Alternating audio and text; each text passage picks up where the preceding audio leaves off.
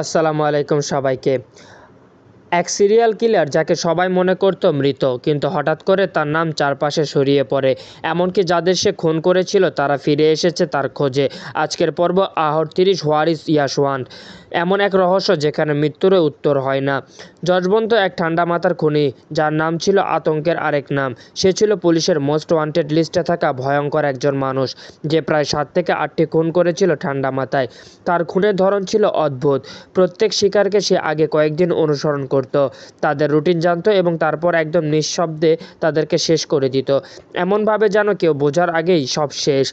শেষ পর্যন্ত পুলিশ দাবি করে তারা তাকে এনকাউন্টারে মারে ফেলবে, কিন্তু তার মৃতদেহের ছবি প্রকাশ হয়নি। এমনকি মৃত্যুর পর তার ডিএনএ কিংবা দেহের পরীক্ষাও সম্পন্ন হয়নি। পর্বের শুরুতেই আমরা দেখি এক প্রখ্যাত সাইকোলজিস্ট ডক্টর অনিরুদ্ধ হঠাৎ করেই তার এক অদ্ভুত ফোন কল পায়। অপর প্রান্ত থেকে কেউ একজন কাঁপা কণ্ঠে বলছে, যশবন্ত ফিরে এসেছে, আমি তাকে দেখেছি, সে জীবিত, আর সে আমাকে শেষ করে দিবে। কলটি বন্ধ হয়ে যায়। এরপর পুলিশ একটি মৃতদেহ খুঁজে পায়। সে একই কলার এবং গলা এবং কাটা এবং হাত পা কাটা। একটি বার্ন মার্ক ছিল যেটা যশবন্তের সিগনেচার ছিল। ডক্টর অনিরুদ্ধ চিন্তায় পড়ে যান। তিনি আগেও যশবন্তের মানসিকতা নিয়ে কাজ করেছিলেন। তিনি জানতেন যশবন্ত নিউরোপ্যাথিক ডিসঅর্ডার হিসাবে শিকার ছিল। তার সামনে যে বাস্তব কল্পনার পার্থক্য বুঝতে পারত না। ডক্টর অনিরুদ্ধ ও পুলিশের একজন তরুণ অফিসার নিশা তদন্তে নামে। তারা প্রথমে সেই জায়গাটি যেখানে যশবন্তর এনকাউন্টার হয়েছিল, কিন্তু সেখানকার একজন স্থানীয় বৃদ্ধ বলেন, আমি সেদিন যেখানে ছিলাম কেউ মরে নাই, শুধু একটি গুলি চালানো হয়, তারপর অ্যাম্বুলেন্স কেউ একজনকে নিয়ে যাওয়া হয় অজানা একটি জায়গায়। নিশা ও ডক্টর অনিরুদ্ধ এরপর যাই হাসপাতালের খোঁজে, সেখানে যশবন্তের বডি পাওয়া যাচ্ছিল, কিন্তু সেখানে কোনো রেকর্ড নেই, বরং সেই সময় ছিল আগুন লাগিয়ে হাসপাতালের আর্কাইভ সেকশনে।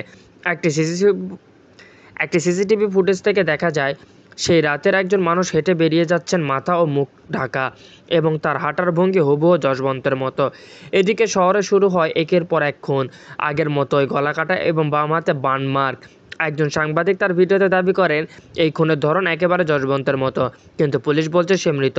তাহলে খুন করছে কে? ডক্টর অনিরুদ্ধ নিশা ঘটনাগুলোকে বিশ্লেষণ করে বুঝতে পারেন যশবন্ত হয়তো আসলে বেঁচে আছে, অথবা কেউ তার পরিচয় খুন করছে। তারা খোঁজ নিয়ে জানতে পারে যশবন্তের একটি যমজ ভাই ছিল যাকে কোনোদিন কেউ দেখেনি, এমনকি যশবন্তর কখনো স্বীকার করেনি তার অস্তিত্ব। তদন্তের এক পর্যায়ে ডক্টর অনিরুদ্ধ নিশা পৌঁছায় একটি পরিত্যক্ত মানসিক হাসপাতালে, যেখানে এক রেকর্ডে পাওয়া যায় একটি রোগীর নাম অমিত যাদব, বয়স ৩৭, মানসিক রোগী, যাকে কেউ দেখতে আসেনি। ডক্টর অনিরুদ্ধ বলেন হয়তো যশবন্ত আসলে মরেনি, অথচ সে তার যমজ ভাইয়ের পরিচয় নিয়ে বেঁচে আছে। শেষ দৃশ্যে দেখা যায় একজন মানুষ মুখ ঢাকা এবং নির্জন রাস্তায় হাঁটছে, ক্যামেরার দিকে তাকিয়ে ঝলক ঝলক তাকায়।